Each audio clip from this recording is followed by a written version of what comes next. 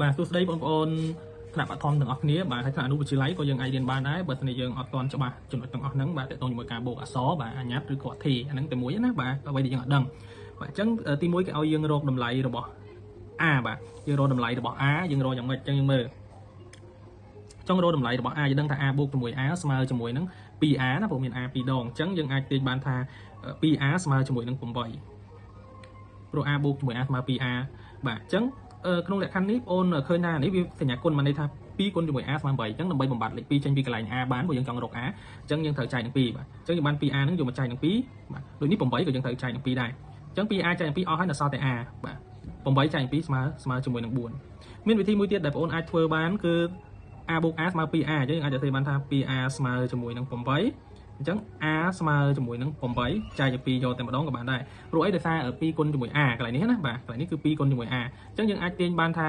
កាលណាវាគុណយើងបោះឆ្លងសញ្ញាវាទៅជាចែកអញ្ចឹងយើងបាន8ចែក2អញ្ចឹង a ស្មើជាមួយនឹង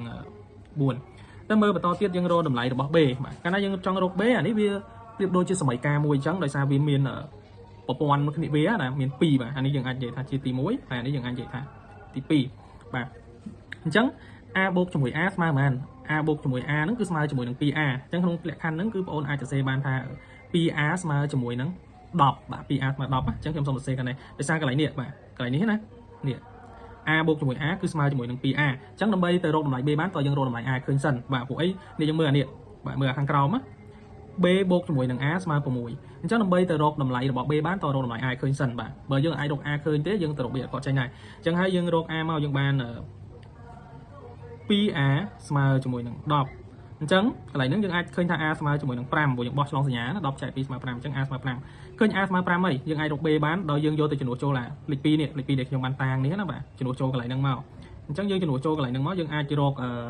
b ឃើញហើយអញ្ចឹងតែ a ស្មើ5យើងបាន b បូក5ស្មើជាមួយនឹង6បាទនេះអញ្ចឹង b បូកជាមួយនឹង5ស្មើជាមួយនឹង6កន្លែងនេះណាបាទ a បូក5ស្មើ6អញ្ចឹង b ស្មើប៉ុន្មាន b ស្មើនឹង6ដក5អញ្ចឹងយើងអាចទាញបានថា b ស្មើជាមួយ1បាទអញ្ចឹង a ស្មើ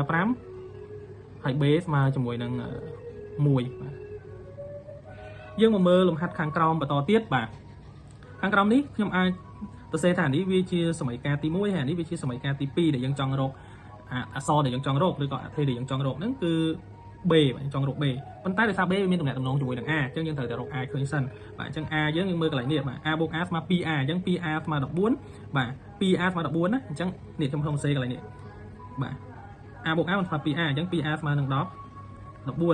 អញ្ចឹងបើ 2a ស្មើ14 a ស្មើប៉ុន្មានអញ្ចឹង a មិនស្មើជាមួយនឹង14ចែក2 14ចែក2ស្មើ7ទៅអត់បាទអញ្ចឹងយើងយក a ដែលយើងឃើញថាស្មើ7នេះបាទទៅជំនួសចូលក្នុង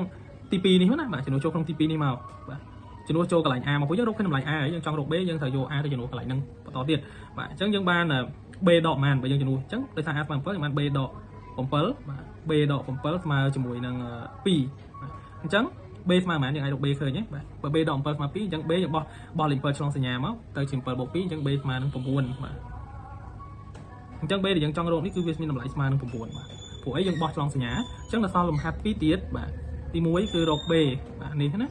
បាទហើយអានេះមួយទៀតក៏យើងរក b ដែរអញ្ចឹងទុកឲ្យបងប្អូនអរគ្នាដោះស្រាយលំហាត់នឹងបន្តទៀតចុះបាទអញ្ចឹងអរគុណច្រើនបងប្អូនអរគ្នាជូនពរសំណាងល្អហើយសង្ឃឹមថាពួកយើងអាចយល់បានទាំងអស់គ្នាបាទជម្រាបលា